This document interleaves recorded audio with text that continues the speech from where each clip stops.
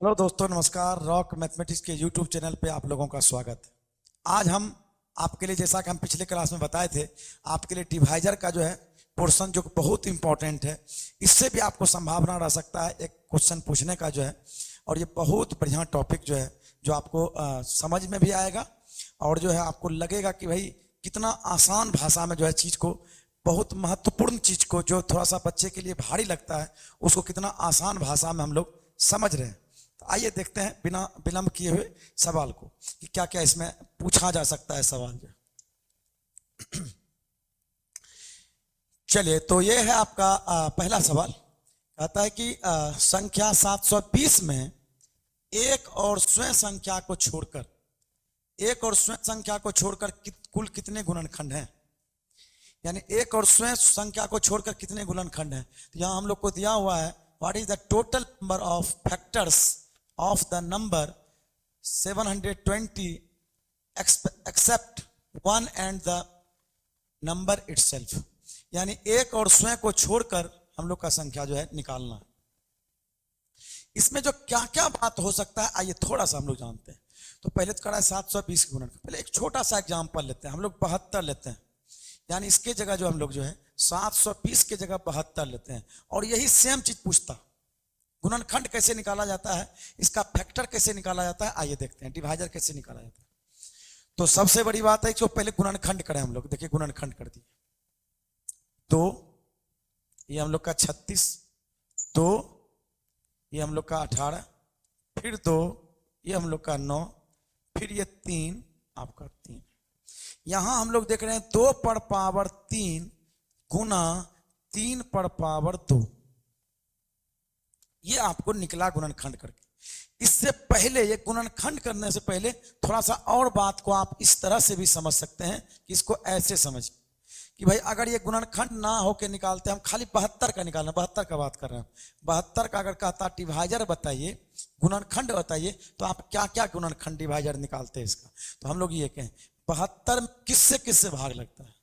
72 में किससे किससे भाग लगता है। 1 से लगता है, 2 से लगता है, 3 से लगता है, 4 से लगता है, 6 से लगता है, फिर आपका 8 से लगता है, 9 से लगता है, फिर 12 से लगता है, फिर आपका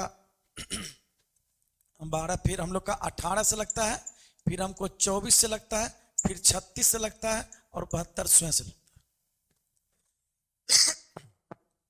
ये सभी संख्या से लगता है, आप देखिए। तो इसका मतलब 1 2 3 इस तरह से 72 तक लगता है।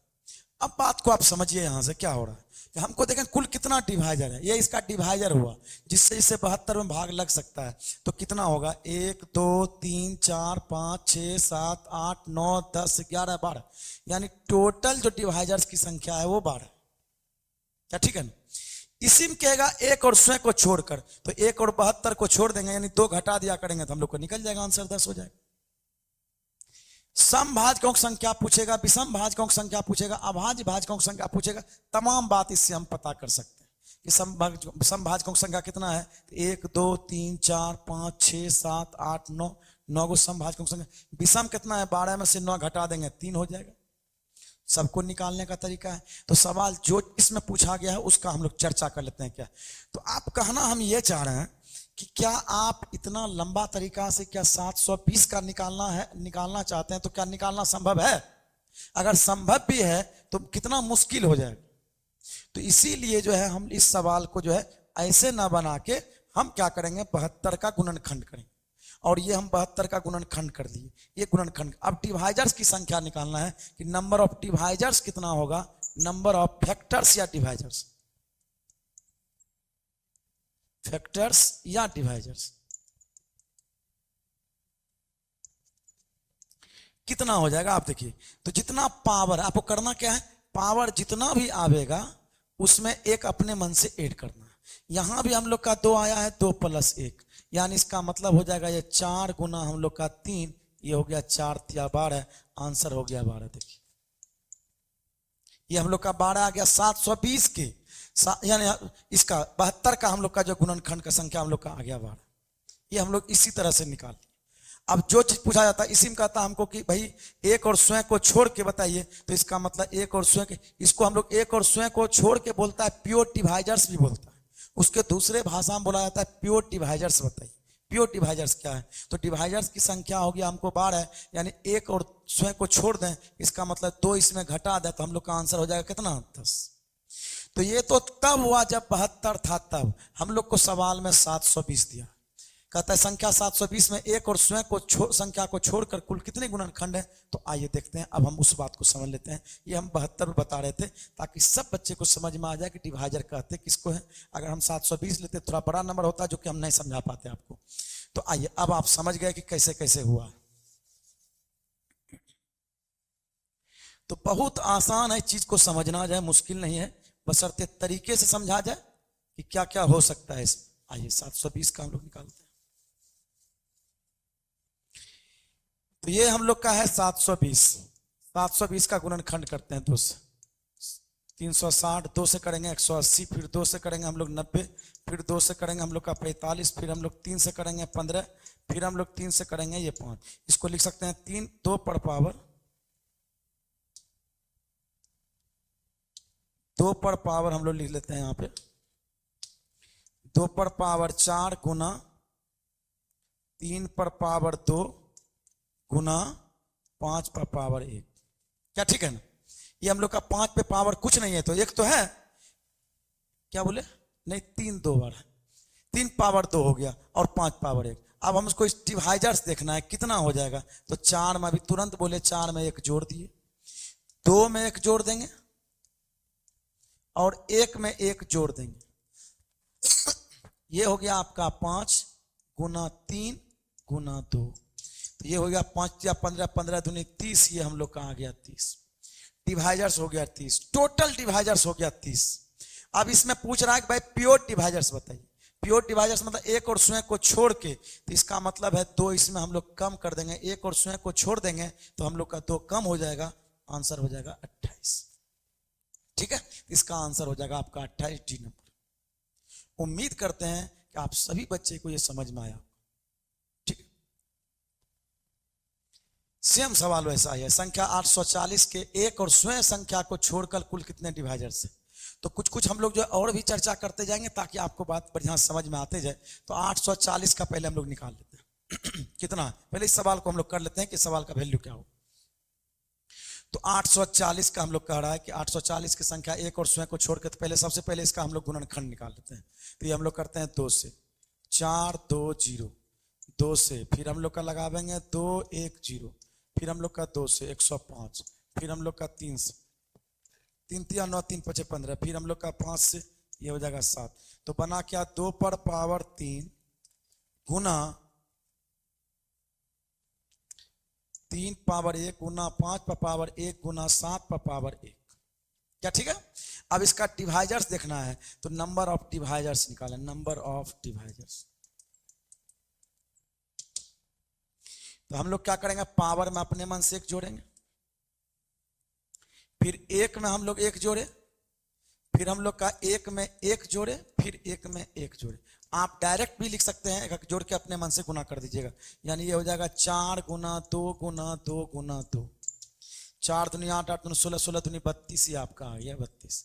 लेकिन आपको चाहिए एक और स्वयं को छोड़कर, इसका मतलब है एक और स्वयं को छोड़ देंगे, तो इसका मतलब है इसमें 2 हम लोग कम कर दें, आंसर हो जाएगा कितना 30। कौन सा ऑप्शन 30 है वो ऑप्शन आप कर दीजिए, ऑप्शन हो जाएगा ऑप्शन नंबर सी। क्या ठीक है? ये आपका सी हो जाएगा। तो इस तरह से आप चीज को बना सकते हैं आसानी से, कोई दिक्कत नहीं। ठीक है, अब कभी कभी आपको पूछ सकता है, सिर्फ डिवाइजर पूछेगा, इसके भाजकों की संख्या, तो आप बोलेंगे आंसर 32। ठीक है, अब इसी में पूछते हैं आपको कि ऐसे, चूंकि ग्रुप डी में जो है एग्जाम में पूछा गया है, कई बार पूछा गया है, तो हम उसका चर्चा कर देते हैं। क्या पूछा गया? ऐसे भाजकों की संख्या जो पूर्ण वर्ग है, थोड़ा सा चर्चा कर लेते हैं हम लोग। देखिए ये सवाल पूछा गया आपको, 1296 है, ये सवाल पूछा गया 1296 कि ऐसे भाजकों की संख्या जो पूर्ण वर्ग है, तो हम लोग ऐसे केस में क्या करेंगे, 2 से हम लोग भाग लगाइए 6, ये हो जाएगा हम लोग का 4, ये हम लोग का 4 दूनी 8, और फिर हम लोग का 8 दूनी 16, फिर ये हो गया हम लोग का 2 से 3 2 4, फिर हम लोग लगावे 2 से 16 दूनी 32, यानी हम लोग का ऐसा 81, फिर हम लोग 3 से लगावेंगे 27, फिर हम लोग 3 से लगावेंगे ये हम लोग का हो जाएगा 9, अब फिर हम लोग 3 से लगावेंगे ये 3। इसका मतलब है 2 पर पावर 4 गुना 3 पर पावर 4। ये देखिए, अगर हमको पूछे पूर्ण ऐसे भाजकों की संख्या जो पूर्ण वर्ग है, अगर डिवाइजर की संख्या पूछता तो इसमें एक जोड़ देते 5, ये भी 5 5 5 25 हो जाता, कोई दिक्कत नहीं। शुद्ध भाजकों की संख्या करते क्या, 25 में से 2 कम करते 23 आंसर हो जाता। लेकिन हमको पूछ रहा है वैसे भाजकों की संख्या जो पूर्ण वर्ग है, पूर्ण वर्ग वाले में क्या करेंगे आप, इसको ऐसे लिखेंगे, इसको 2 से कैसे कहां से कहां लिख सकते हैं, 0 शुरू करते हुए 2 पावर 0, 2 पर पावर हम लोग का 2, 2 पर पावर 4, जहां तक हम लोग लिख सकते हैं ये हम लोग लिखते हैं। इसका मतलब ऐसा हम लोग 3 को बना। इसी तरह हम लोग लिख सकते हैं 3 पर पावर 0, 3 पर पावर 2 और 3 पर पावर 4। तो हम लोग देखें इधर भी बना हमको 3 को, तो ये हम लोग का 3 तिया कितना 9, यानी गुना करेंगे 3 तिया 9, यानी भाजकों की संख्या जो पूर्ण वर्ग है ये हम लोग का आंसर कितना हो जाएगा 9 हो जाएगा। क्या ठीक है?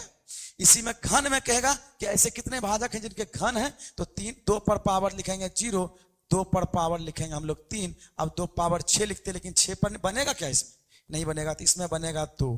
और ये हम लोग का उसी तरह 3 में लिखें 3 पर पावर 0, 3 पर पावर 3, यानी इसमें भी 2, और 2 गुना 2 कितना 4, उसका आंसर 4 हो जाएगा। ये पूछा हुआ है एग्जाम, ठीक है, ये आपका 4 हो गया।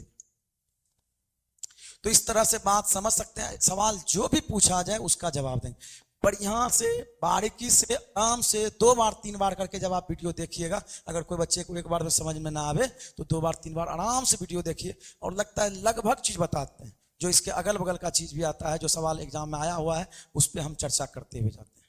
ठीक है, हम उम्मीद करते हैं कि आपको समझ में आया होगा, और ये जो है बढ़िया समझ में आया होगा। ये देखिए सवाल, ये सवाल बहुत बढ़िया सवाल, देखिए कि 2 पर पावर 2 गुना 3 पर पावर 1 गुना 5 पर पावर 2 गुना 7 पावर 1 के कितने गुणक 50 से विभाजित होते हैं, लेकिन 100 से नहीं। जो बच्चा वहीं तक वीडियो देखेगा उसको लगेगा कि अच्छा लगता है कि भाई वही चीज है, उतना को तो सब लोग बताते। आप ये सवाल देखिए, जैसे जैसे आगे बढ़ते जाएंगे सवाल में एकदम एक से एक सवाल जो है बढ़िया से बढ़िया सवाल मिलेगा।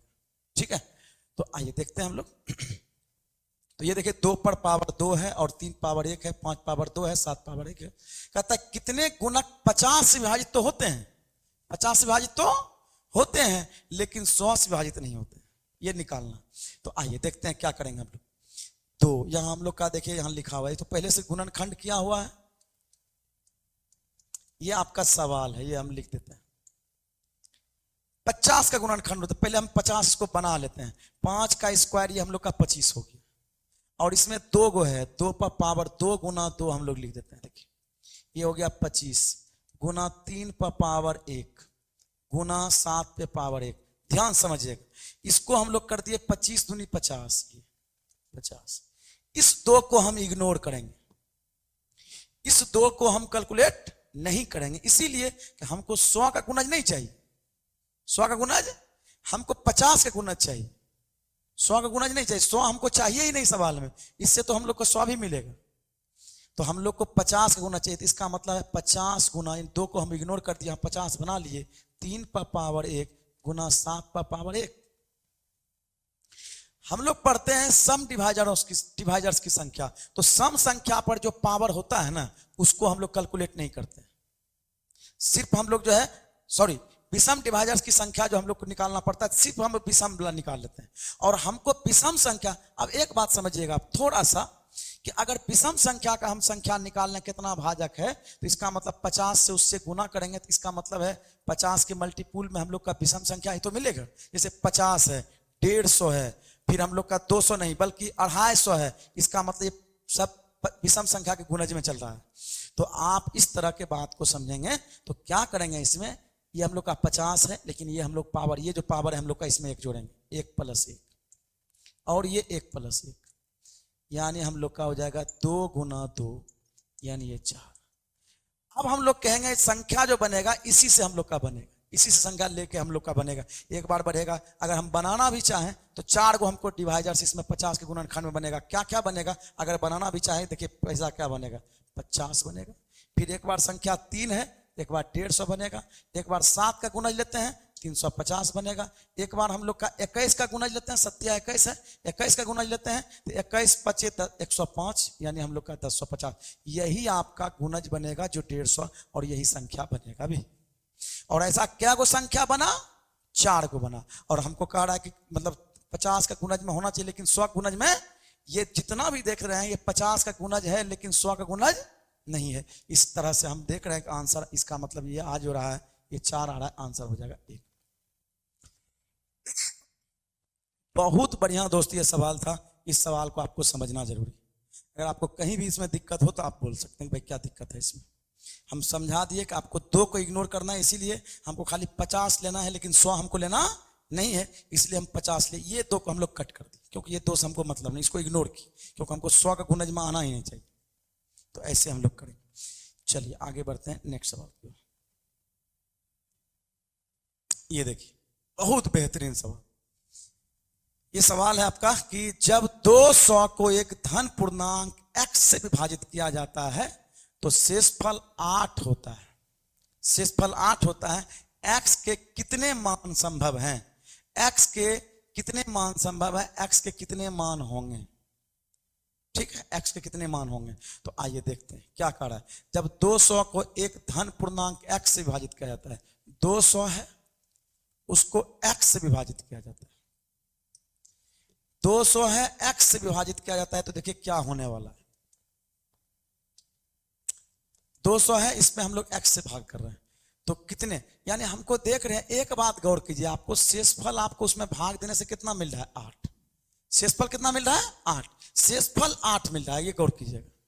हम लोग का शेषफल यहां से देख रहे हैं कि 8 मिल रहा है, यानी कि 200 हम x से भाग दे रहे हैं, शेषफल 8 मिल रहा है। तो आपको ये चाहिए कि हमको ये 200 में 8 कम करते हैं। देखिए टेक्निक बनाने का जो हम लोग अप्रोच लगाते हैं, 200 में 8 कम कर दिए, यानी 192 प्लस 8 हम इसको लिख सकते हैं क्योंकि हमको वो शेषफल बनाना है x का। क्या ठीक है ना? क्योंकि हमको शेषफल चाहिए ये, तो ये हम लोग कोशिश करेंगे कि शेषफल हमको ये, इसका मतलब है x शेषफल ये तब हो सकता है जब x का वैल्यू आपको 192 रहा होगा। जब x का वैल्यू हमको 192 रहा होगा तब ना 192 हम लोग कटाएंगे, भाग देंगे, इसका शेषफल 0 हो जाएगा। कल रिमाइंडर भी पिछले क्लास में बता रहे थे, ये 0 हो जाएगा, इधर हम लोग का शेषफल बच जाएगा। तो इसका और बाकी इसका कोई भी गुणनखंड में और कुछ भी आ सकता है, लेकिन यहां हम लोग का जो है डिवाइजर के रूप में जो रहेगा वो 192 होगा, तब ये पूरा पूरा कटेगा। इसका मतलब x का वैल्यू हमको ये होगा। x का जो वैल्यू आया 192, अब कहता है बताइए x का वैल्यू और को क्या क्या संभव है, और क्या क्या संभव है। इसके लिए हमको इसका डिवाइजर देखना होगा। क्या देखना होगा? डिवाइजर। तो 192 का हम लोग डिवाइजर देखें, सॉरी हाँ ठीक है, 192 का हम लोग जो है डिवाइजर देखें। 192 का डिवाइजर आपका क्या क्या है? 192 का डिवाइजर आपका क्या क्या है ये देखें हम लोग। तो इसका गुणनखंड कर देते हैं। 2 से 9 दूनी 18 और 6 दूनी 12। फिर हम लोग का 2 से ये हो जाएगा कितना? 48। फिर हम लोग का 2 से 24। फिर हम लोग का 2 से 12। फिर 2 से 6। फिर 2 से 3। ठीक है, तो ये हम लोग का आया 2 पर पावर 3 2 3 3 6 और गुना 3 पर पावर 1। ये हम लोग का ऐसा बना, देख लीजिए। अब हम लोग बात करें कि यहां क्या हो रहा है। इसका मतलब ये है कि हम लोग को 2 पावर 6 आया, 3 पावर 1 आया। इसका डिवाइजर्स की संख्या क्या हो सकता है? डिवाइजर्स की संख्या निकालते हैं तो 6 प्लस 1 और 1 प्लस 1, यानी 7 गुना 2 7 दूनी 14। टोटल डिवाइजर्स हमको 14 आएगा, यानी 192 का टोटल डिवाइजर्स 14 आएगा। लेकिन अब सुनिएगा बहुत बढ़िया, 1-2 को सवाल और है एग्जाम्पल में, अगर इसमें नहीं समझ में आएगा फिर अगला हम समझ में आएगा। इसका मतलब है कि 192 जो हम लोग का आया, 192 से छोटा संख्या तो होना चाहिए, 192 तक तो होना चाहिए, लेकिन 8 से छोटा नहीं होना चाहिए। 8 से छोटा अगर होगा तब तो शेषफल 8 पे नहीं करेगा। 8 या 8 से जब भी होना चाहिए डिवाइजर क्या होना चाहिए, बड़ा होना चाहिए। तो हम कहेंगे 14 को जो डिवाइजर आया, इस 14 को डिवाइजर भाई कौन कौन आया, 14 को जो डिवाइजर आया हम लोग का, 14 डिवाइजर कौन कौन आया आप ये समझिए। 14 को जो डिवाइजर आया है कौन कौन आया है, ये देखिए 192 का डिवाइजर निकालिए, कौन कौन 192 में भाग लगता है, 1 2 3 से भी लगेगा क्योंकि ये गुणनखंड में देखिए 3 है, फिर 4 से भी लगेगा, 6 से भी लगेगा, 8 से भी लगेगा, और 8 से बड़ा हमको चाहिए। तो इसका मतलब 8 तक तो लग गया, 8 से बड़ा आप जितना भी होगा वो हमको देखना है, वो हमको लेना ही है। तो देखते हैं कितना है, 8 से 8 या 8 से कम कितना है, 1 2 3 4 5 6, 6 गो ऐसा है जो 8 से क्या है, कम है, 8 या 8 से कम है। क्योंकि शेषफल यानी x का वैल्यू जो भी होना चाहिए वो 8 से बड़ा ही होना चाहिए, 8 या 8 से कम नहीं होना चाहिए, 8 से बड़ा ही होना चाहिए, तब तो शेषफल 8 छोड़ेगा। तो इसका मतलब है कि हम लोग कह सकते हैं भाई ये जो हम लोग इसमें आया टोटल हम लोग का 6 गो, 14 से अगर हम 6 घटा देंगे तो 8 को डिवाइजर x के वैल्यू 8 को संभव है, तो आंसर हो जाएगा कितना, B। क्या समझ में आया, क्या दिक्कत रहा क्या? तो इसका हम लोग टोटल इसका टोटल जो हम लोग का मान आएगा, टोटल मान हम लोग ऐसा कर सकते हैं कि निकाल सकते हैं। अगर कोई इशू नहीं है, अगर आपको इसमें समझ में नहीं आया तो अगला सवाल में आपको समझ में आएगा, देख लीजिए।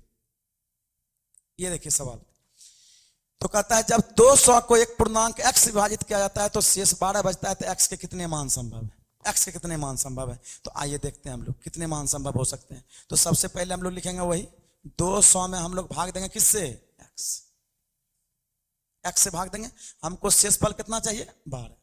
इसका मतलब है हम लोग क्या करेंगे भाई, ये हमको चाहिए, ये हमको 12 घटा लेते हैं यानी 188 प्लस ये 12 बटे नीचे में x, और x का वैल्यू जो होना चाहिए वो कितना होना चाहिए, 188 होना चाहिए। क्यों, क्योंकि हम लोग इसको तोड़े हैं, हमको शेषफल 12 चाहिए था, ये 188 होगा तब तो ये पूरा पूरा काट देगा। अब x इसके मान कितना संभव है, इसके कितने वैल्यू संभव है। एक बात दोस्त समझिए, ये सब सवाल थोड़ा बच्चे को टफ लगता, लेकिन एकदम आसान भाषा में हम सिखाने की कोशिश किए हैं कि सब चीज को आप जो है ऐसे पता नहीं चले पढ़ते जो आपको सवाल आसानी से बन जाता है। तो 188 का पहले गुणनखंड निकालें, 188 गुणनखंड 2, ये आपका है 47, अब नहीं टूटेगा, 47 अभाज्य संख्या हो गया, तो 2 पर पावर हो गया 2 गुना 47 पर पावर 1। इसके हम लोग डिवाइजर्स की संख्या अगर हम निकालना चाहेंगे तो कितना होगा ये आप देख लीजिए, 2 प्लस 1 1 प्लस 1 यानी हो जाएगा 3 गुना 2 यानी हम लोग का 6, क्या ठीक है, ये 6 हो गया। अब 6 जो हुआ आप ये सोचिए को डिवाइजर क्या क्या रहा होगा, तो डिवाइजर रहा होगा 188 का डिवाइजर जो देखें हम 1 रहा होगा, सबसे पहले तो 1 शुरू से हम बताए हैं पहले बेसिक से, 1 रहा होगा, 2 रहा होगा, 4 रहा होगा, क्या रहा होगा नहीं रहा होगा, 4 रहा होगा। अब हमको जो 4 रहा होगा, अब दूसरा जो होगा डायरेक्ट 47 रहा होगा, लेकिन हमको तो चाहिए भाई 8 से क्या 12 से क्या बड़ा, 12 से छोटा वाला हमको नहीं चाहिए। इसका मतलब 3 इसमें अगर हम लोग घटा दें, 3 इसमें घटा दें तो हम लोग को शेष जो बचेगा उधर कितना बचेगा, 3 बचेगा। वो कौन कौन हो सकता है, यो आप सोच सकते हैं कौन कौन हो सकता है, एगो 47 हो सकता है, दूसरा आपका जो है आपका 94 हो सकता है, तीसरा जो होगा खुद 188 रहा होगा, बस हो गया, बन गया आपका डिवाइजर। यानी आप उस संख्या में 200 में 47 से भाग देंगे तो भी शेषफल हम लोग का 12 बच सकता है, 94 से भाग देंगे तो भी शेषफल 12 हो सकता है, 188 से भाग देंगे तो भी शेषफल 12 हो, क्या ठीक है ना। हमको लगता है ये बढ़िया समझ में आ गया है। ये सवाल आपके लिए, हाँ ये आप सवाल जो है होमवर्क के लिए छोड़ते हैं, ठीक है, सिर्फ थोड़ा सा करेक्शन करते हैं सवाल में, ऐसा है। ये यहाँ आपका 732 है, यहाँ 732 कर लीजिएगा, 732 यानी जब कहता है 732 को एक धनात्मक पूर्णांक x से विभाजित किया जाता है तो शेष 12 बचता है, और जो है x के कितने मान संभव है। अगर आप इस सवाल को बना लें तो कमेंट बॉक्स में कमेंट जरूर करें कितना आपका आंसर आया है, क्योंकि बिल्कुल वैसा ही सवाल है, एग्जाम में एकदम हाल फिलहाल पूछा हुआ है, तो आपको एकदम जरूरी है कि हो सकता है कि आपको इस तरह का सवाल जो है एग्जाम में पूछा जा सकता है। ठीक है, तो इस बात को ध्यान रखें। आइए इस पे देखते हैं हम लोग। कहता है 30 पर पावर 5 है गुना 24 पर पावर 5 है के गुणनफल में अभाज्य गुणनखंडों की संख्या ज्ञात करें। कि अभाज्य गुणनखंड क्या है भाई? अभाज्य गुणनखंड, अभी तक तो गुणनखंड देख रहे थे, अभाज्य गुणनखंड क्या है? अभाज्य गुणनखंड ऐसा गुणनखंड, प्राइम फैक्टर निकालना है, प्राइम फैक्टर निकालना, यानी ऐसा गुणनखंड जिसका फिर गुणनखंड किया नहीं जा सके। जैसे पहले आप इसको ऐसे सवाल जब भी आपको पूछा जाए तो आप गुणनखंड करेंगे। पहले 30 पर पावर आपको 5 है और 24 पर पावर आपका 5 है। तो ये देख लीजिए इसमें क्या करेंगे हम लोग, इसको लिखेंगे 2 गुना 3 गुना 5 और इस पे होल पावर है 5। ये हम लोग का हो जाएगा। 24 को लिख सकते हैं, 24 को देख लीजिए आप, हम तो ऐसे लिख सकते हैं 8 या 24 2 पावर 3 करके, लेकिन फिर भी आप सीखने का प्रयास कीजिए। 2 पे ये हो गया 12, 2 हो जाएगा 6, 2 हो जाएगा आपका 3। 2 पर पावर 3 है गुना 3 पर पावर 1, ये हम लोग का हो जाएगा 2 पर पावर 5 गुना 3 पर पावर 5 गुना 5 पर पावर 5 गुना 2 पर पावर 3 पर पावर 5 है, 5 तिया 15 गुना 3 पर पावर 5। अगर कोई बच्चा डायरेक्ट भी लिख सकता है तो वो डायरेक्ट भी लिख सकते हैं, हम डायरेक्ट नहीं लिखे चूंकि हम सबको समझाना है इसीलिए। अब 2 पर पावर 5 है, 2 पर पावर 15 है, सबको एक जगह कर दीजिए, ये 2 पावर 20 हो गया गुना 3 पर पावर 5 है, 3 पर पावर 5 है, 3 पर पावर 10 हो गया और 5 पर पावर हम लोग का कह रहा है 5। अब देखिए ये सवाल में जो है हमको पूछा जा रहा है, अगर पूछता सवाल में कि भाजकों, सिर्फ पूछता भाजकों की संख्या, तो 20 और 1 21 गुना 11 गुना 6 करते आंसर आता, जैसा कि हम लोग अभी कर रहे थे। लेकिन सवाल में पूछ रहा है अभाज्य गुणनखंड निकालना है, तो अभाज्य संख्या कौन कौन है? 2 है 20 बार, 3 है 10 बार, 5 है 5 बार। इसका मतलब है अभाज्य गुणनखंड के प्राइम फैक्टर्स के प्राइम फैक्टर्स के तो आपको सब के पावर को सिर्फ जोड़ देना, सब के पावर को जोड़ देना, यानी ये पावर हो जाएगा कुल 35। आपका आंसर हो गया 35। कौन सा ऑप्शन है? 35 है, ये हो गया 35। अगर बोले आपको प्राइम फैक्टर्स बोले, ये हम लोग का प्राइम फैक्टर्स बोले, प्राइम डिवाइजर्स बोले, कभी इसी में प्राइम डिवाइजर्स बोल दे, प्राइम डिवाइजर्स बोल दे तो आप लिखेंगे 1 2 3, यानी 3 लिखेंगे, यानी जो जो इसमें से भाग लगेगा, किससे किससे प्राइम डिवाइजर से भाग लगेगा? 2 से लगेगा। 2 प्राइम संख्या है, जैसे ही 2 और 3 मिलेगा 6 बनेगा, 6 प्राइम नंबर नहीं है, तो इसका मतलब है 2 है 3 है 5 है, तो इसका प्राइम डिवाइजर जो होगा वो 3 होगा, प्राइम फैक्टर जो होगा 35 होगा। क्या ठीक है? ये सवाल पूछने का भी संभावना बहुत ज्यादा है, तो आप इस तरह के सवाल को जो है आराम से बनावे, समझ समझ के बनावे। इसी पे एक सवाल और है ताकि आप जो इसको और बढ़िया से समझ पाए, जो बच्चा नहीं समझ पाया होगा। तो आप देखिए यहां से क्या हो रहा है, 6 को तोड़ेंगे 2 गुना 3 पर पावर है आपका 10 गुना 7 पे पावर 17 गुना 11 पावर 27। ये देखिए 2 पर पावर 10 है गुना 3 पर पावर 10 है गुना 7 पे पावर 17 है गुना 11 पावर 27। तो हम लोग देख रहे हैं सब पे पावर है, ये है। अब हमको निकालना है अभाज्य गुणनखंडों की संख्या, प्राइम फैक्टर्स निकालना है।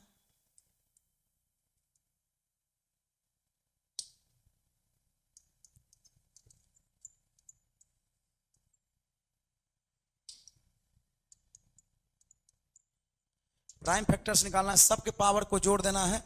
10 प्लस 10 प्लस 17 प्लस 27, ये हो जाएगा हम लोग का 20, और उधर हो गया आपका कितना 44, 44 और 20 कितना 44 है ना, हाँ 44, यानी हो जाएगा 64।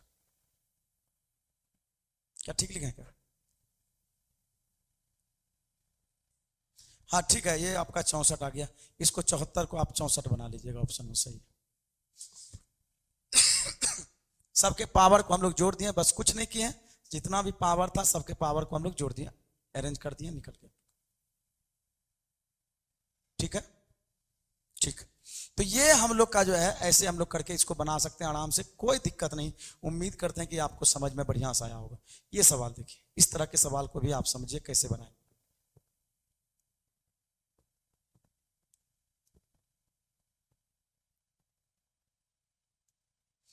सवाल है कि 800 से 2000 के बीच कितनी संख्याएं हैं, कितनी संख्याएं 13 से विभाजित है, 13 से विभाजित है, 13 से विभाज्य है। चलिए इस सवाल को भाई कैसे बनाएंगे आप लोग देखेंगे। और सबसे इंपॉर्टेंट बात ये भी दोस्त है भाई कि आप जब भी आप वीडियो को देखें आपको अच्छा लगे तो आप जो है लाइक जरूर करा करें, ताकि जो है हम भी जो है आश्वस्त हो जाते हैं कि नहीं बच्चे जब लगता है चीज को पसंद कर रहा है, तो आप जो है तब इसके लिए और उत्साह मिलता है और ज्यादा से ज्यादा आपके लिए जो है कंटेंट लेकर आवे। तो आइए, ये है 800 से 2000 के बीच कितनी संख्याएं 13 से विभाज्य है, 13 से विभाज्य। तो आइए देखते हैं। जब भी बीच के, आपको ये बताते हैं, जब भी इस तरह की संख्या में बीच के है, ये के, आपको एक बात ध्यान रखिएगा n निकालने का। ऐसे तो बचपन में आप जो है थोड़ा सा लंबा तरीका से यही चीज को पढ़े, थोड़ा सा हम शॉर्ट करके बताते हैं कि ऐसे सवाल को क्या बने। जब भी n पूछे, यानी इसका मतलब है ऐसे कंडीशन में के बीच पूछ सका है, अब के कभी कहेगा से तक कहेगा, इस पे हम लोग चर्चा करेंगे किसी और दिन स्पेशल, खाली इस पे सवाल लेकर, क्योंकि ये बहुत इंपॉर्टेंट है एसएससी के एग्जाम के पॉइंट ऑफ व्यू से, क्योंकि इस पे सवाल बहुत सारा पूछा जाता है। लेकिन मोटा मोटी जो आपके एग्जाम में पूछा जा सकता है उस पर हम मोटा मोटी चर्चा कर देना चाहते हैं। तो ये देखिए n बराबर, इसको ध्यान रखना है, अपर लिमिट के बीच लिखा रहे, के बीच, के बीच। और सबसे बेहतरीन चीज, हम तो एनालिसिस करते रहते हैं सवाल पे, देखते रहते हैं कि भाई क्या क्या मेथड हो सकता है जो सबसे अच्छा मेथड है, क्या कौन सा अप्रोच लगावे जो आप सवाल को आसानी से बना सकते हैं। तो ये जो हमको लगता है ना कुछ कुछ ऐसा तरीका है अपना कि सवाल देखते हैं और सवाल बन जाता है। तो के बीच जब भी कहे तो आपको क्या करना है, अपर लिमिट में घटाना है बटे डिवाइजर, घटा लोअर लिमिट बटे डिवाइजर, डायरेक्ट संख्या आ जाया करेगा कोई भी इस तरह का सवाल। और से तक के, से तक, से तक, कोई कोई जो देखते हैं यूट्यूब पे ऐसे जो ट्रिक बना के भेज देता है वो छोटा सवाल का, वो ट्रिक हर सवाल में अप्लाई नहीं होता है। बस जितना को सवाल उसका देख रहे हैं उतने को कोनो कोनो में अप्लाई होता है, कोनो कोनो में अप्लाई होता ही नहीं। तो आप बेसिक बात को समझना आपको जरूरी है, मेन कॉन्सेप्ट समझना जरूरी है कि मेन कॉन्सेप्ट सवाल का क्या होता है, क्या तरीका बनाने का सवाल होता है, कि एक तरह का उस तरह का सब सवाल आएगा तो उस पर आसानी से कैसे बन जाए, ये भी आपको जानना जरूरी। चलिए तो ये देखिए, से तक हम लोग कहते हैं भाई n बराबर, यहां जो हम लोग n बराबर लिखेंगे अपर लिमिट बटे डिवाइजर घटा लोअर लिमिट बटे डिवाइजर, सॉरी इसमें -1, लोअर लिमिट में आप कर देंगे -1, से तक वाला में लास्ट वाला में घटाएंगे 1 और के बीच वाला में अपर लिमिट में 1 घटाएंगे। बस ऐसे सवाल आपका आसानी से जितना भी इस पे सवाल आने वाला होगा सब बच जाए। ठीक है, अब बात करते हैं कि ये सवाल के लिए क्या अप्रोच है सर। तो आइए देखते हैं इसके लिए क्या अप्रोच हो सकता है सवाल को बनाने का। तो हमको तो निकालना है भाई n कितनी संख्या है जो 13 से भाग, 13 मतलब ये डिवाइजर का काम कर रहा है। 13 किसका काम कर रहा है, 13 से भाग देना है, डिवाइजर काम कर रहा है। तो अपर लिमिट क्या है इसमें 2000, लोअर लिमिट कितना है 800। तो आप देखिए 2000 में के बीच कर रहा है, 2000 में 1 घटा दें बटे 13 घटा आपका 800 बटे 13, आप भाग देंगे, 1 घटाएंगे नहीं, 1 तो मन में घटाएंगे। क्या हो रहा है देखिए आप यहां से 13 से भाग दें हम लोग का, सिर्फ हमको भागफल लेना है, शेषफल से हमको मतलब पिछले जो क्लास में चल रहा था उस शेषफल से मतलब था। आज डिवाइजर पढ़ना, खाली हमको भाजक से मतलब या भागफल से मतलब है, तो हमको यहां भागफल से मतलब है। तो 13 से लगावे 13 कम 13, बचा कितना 7, यानी 70 हो गया। 13 पचे 65, 13 पचे 65, 5 हो गया। 5 में अगर 1 घटा भी दें तो कितना हो जाएगा 5, 50 में से 1 घटा भी दें तो 49 होगा कि नहीं होगा।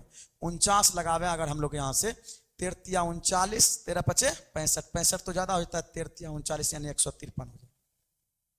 1 घटा भी दिए तो कोई फर्क नहीं पड़ना वाला, जब तक ये पूरा पूरा ना कटे तब तक ये फर्क नहीं पड़ेगा। हाँ, ये जब पूरा पूरा इससे कटेगा तब ये घटनेगा, तब एक जितना बार में भी कटेगा 1 बार कम कर देना, बस हो गया आपका।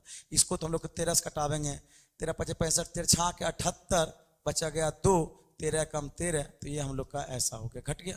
ये हो जाएगा आपका 2, 15 से 6 गया, हो गया 9, आंसर हो गया 92। मारेंगे खटाक से आंसर नहीं, ऐसे हम लोग अप्रोच लगाएंगे और सवाल जल्दी से बन जाएगा।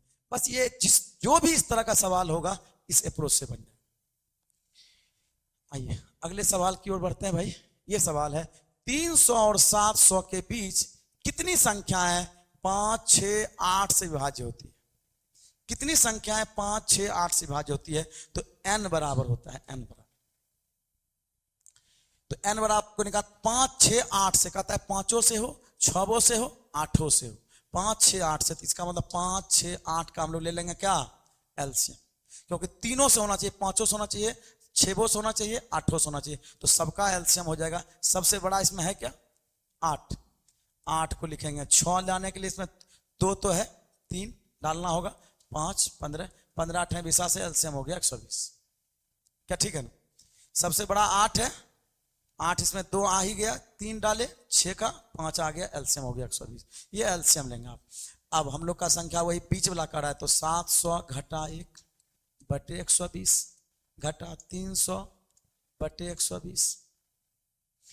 120 से लगाएंगे, बरछा के 72, 720 मतलब बरछा 6 बार में लगता है ये, अगर 720 होता तब।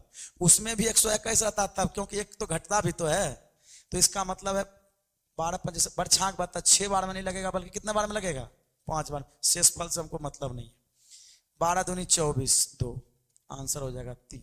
कौन सा आंसर? 3। क्या ठीक है? सवाल देखेंगे और सवाल खट से बताएंगे। आगे बनाते हैं नेक्स्ट सवाल। सेम सवाल है ये भाई, वो आपका सेम सवाल है, और हमको लगता है कि अगर आप वो बढ़िया से समझ गए हैं तो ये सवाल को आप आसानी से बना सकते हैं। ठीक है? और ये आप जो है इसको बना के इस सवाल को भी कमेंट, अच्छा एक सवाल दे दिए हैं क्या कमेंट बॉक्स? तब इसको हम सोल्व करते हैं, तब आप उसी को कमेंट बॉक्स मतलब कमेंट करेंगे इसका, इसको हम सोल्व करते हैं। तो 5, 6, 7 का एलसीएम क्या हो जाएगा? 5 गुना 6 गुना 7 यानी 6 5 30 210 आपका एलसीएम। एलसीएम हो गया 210, एलसीएम हो गया 210। अब हम लोग कहेंगे n बराबर, बस वही चीज करेंगे, 700 माइनस 1 बटे नीचे में 210 घटा 400 बटे 210। 21 तिया 63, 3 बार में लगेगा। ये तो हम लोग का एक ही बार में लगेगा। आंसर हो जाएगा कितना? 2। ये आपका आंसर। क्या चंद सेकंडों में बनने वाला है कि नहीं?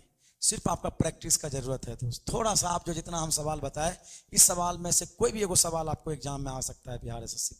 ठीक है? तो आप थोड़ा सा प्रैक्टिस करेंगे, बाकी फिर अगर हम किसी बार मिलेंगे मतलब इस चैप्टर को टॉपिक को लेके, इस पे और भी ढेर सारा क्वेश्चन लेंगे अलग अलग तरह से। कितने सवाल है इसके? एक और 100 के बीच कितनी संख्या है जो 2 या 3 से विभाजित होता है? और भी बहुत सारा बात है, लेकिन जो मोटा मोटी आपके एग्जाम में पूछा जा सकता है उसके बारे में हम लोग चर्चा करते हैं। क्या इसमें और सवाल है? चलिए ये भी है आपका सवाल।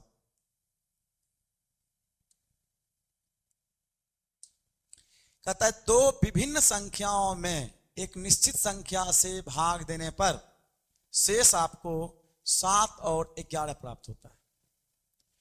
2 विभिन्न संख्याओं में से निश्चित संख्या से भाग देने पर शेषफल क्रमशः 7 और 11 प्राप्त होता है, जबकि उसी संख्या से इन संख्याओं के योग में भाग दिया जाए तो शेष 5 प्राप्त होता है।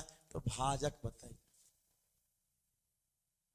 ऐसे सवाल में कभी भाजक दिया रहता है, शेषफल पूछता है। तो ये शेषफल पूछता, आपको भाजक दिया रहता तब। ऐसा सवाल हम लोग पिछले क्लास में किए। आज क्या है? जस्ट उसका उल्टा सवाल। तो आपको क्या करना चाहिए? आपको समझना चाहिए। 2 विभिन्न संख्याओं में एक निश्चित संख्या से भाग देने पर शेषफल आता है हमको 7 और 11, जबकि उसी संख्या से इन दोनों संख्याओं के योग में भाग दें। जैसे ही बोला कि योग में भाग दें उसी संख्या से, हम बोले थे योग कहे तो जोड़ देना है, योग कहे तो जोड़ देना है, गुना कहे तो कर देना है, कुछ भी एक्स्ट्रा कहे तो कर देना है। तो दोनों संख्या के योग में उसी डिवाइजर से भागते हैं। तो इसका मतलब है दोनों को जोड़ दीजिए। 7 और 11 कितना? 18। 18 में उसी डिवाइजर से भाग दीजिए। मान लिए वो डिवाइजर था कितना? डी। वो डिवाइजर क्या था? डी। मान लिए वो डिवाइजर था डी, जबकि उसी संख्या से योग में भाग दिया जाए तो शेषफल 5 बचता है। अबरी बार करा शेषफल 5 बच रहा है। शेषफल कितना बच रहा है? तो शेषफल भाई 5 तो इसी 18 में भाग दिया होगा, तब तो शेषफल 5 बचा होगा। तो इसका मतलब हम इसी को ऐसे करके लिखते हैं, अभी जो कुछ देर पहले लिख रहे थे। इसको लिखेंगे, इसमें 5 घटा लेते हैं, इसको लिखेंगे 13 + 5 बटे डिवाइजर। अब कहता है ये डिवाइजर क्या रहा होगा, शेषफल 5 तभी बचेगा जब डी कितना रहा होगा, 13 रहा होगा, क्योंकि 13 अभाज्य संख्या भी है, उसके अलावा किसी से कटेगा भी नहीं, या तो एक केस कटेगा या 13 से ही कटेगा। तो ये आप जो है इसमें भाग दिए, तो इसका मतलब डी का वैल्यू हमको 13 रहा होगा। तो ऐसे सवाल को बनाना कैसे है वो बताते हैं। आपको ऐसे नहीं बनाना, आप इसको और भी डायरेक्ट कर सकते हैं। क्या कर सकते हैं कि जब कहा विभिन्न संख्या से दो भिन्न संख्याओं में एक निश्चित संख्या से भाग देने पर शेषफल क्रमशः 7 और 11 प्राप्त होता है, जबकि उसी संख्या से इन दोनों संख्याओं के योग में भाग दिया जाए तो शेषफल 5 प्राप्त होता है। तो भाजक क्या है, आपको यहां जोड़ने के लिए दोनों को बोला है, तो 7 और 11 को हम लोग जोड़ दिए 18। शेषफल कितना बचा है 5, बस शेषफल इसमें हम लोग घटा देंगे, 5 घटा देंगे, ये हो गया कितना 13। यही आपका डिवाइजर, क्या ठीक है। ऊपर वाला को दोनों को जोड़ देना है, नीचे वाला को घटा देना है, बस आपका आंसर आ जाना। हम उम्मीद करते हैं कि आपको ये बात बढ़िया से समझ में आई। सेम सवाल है, ये सब सवाल है, कहता है दो विभिन्न संख्याओं को जब किसी भाजक से भाग दिया जाता है तो शेष क्रमशः 127 और 151 बचते हैं, किंतु जब दोनों संख्याओं के योग में उसी भाजक से भाग दिया जाता है तो शेष 34 बचता है। तो कहता है भाजक बताइए, भाजक क्या होगा। तो ये हम लोग करेंगे क्या कि भाई ये आप जो है दोनों को जोड़ेंगे, ऐसे जोड़ेंगे दोनों को। कैसे जोड़ेंगे ये देख लीजिए, बस दोनों के योग में कहता है तो दोनों को जोड़ दिए, 127 और हम लोग का 151 को जोड़ दिए, ये जोड़ दिए, ये हो गया 8 7 2 278। और कहता है उसी संख्या के भाजक से भाग दिया जाता है तो शेषफल 34 बचता है। तो भाजक क्या है, बस 34 को इसमें क्या करना है, घटा लेना है, ये हो जाएगा 4 4 2, आंसर हो गया, यही आपका डिवाइजर। आई होप आपको समझ में आया होगा और अच्छे समझ में आया होगा। जो भी आपको टॉपिक बताए बस मेरे साथ आप जुड़े रहिए। अगर आप नए हैं तो आप जो है चैनल को सब्सक्राइब भी कर दिया कीजिए, ताकि जो है हम जो है आपको नया नया जो भी वीडियो बनेगा वो आपको तक पहुंचते रहे। ठीक है, तो चलिए फिर मिलते हैं अगले दिन अगले क्लास में।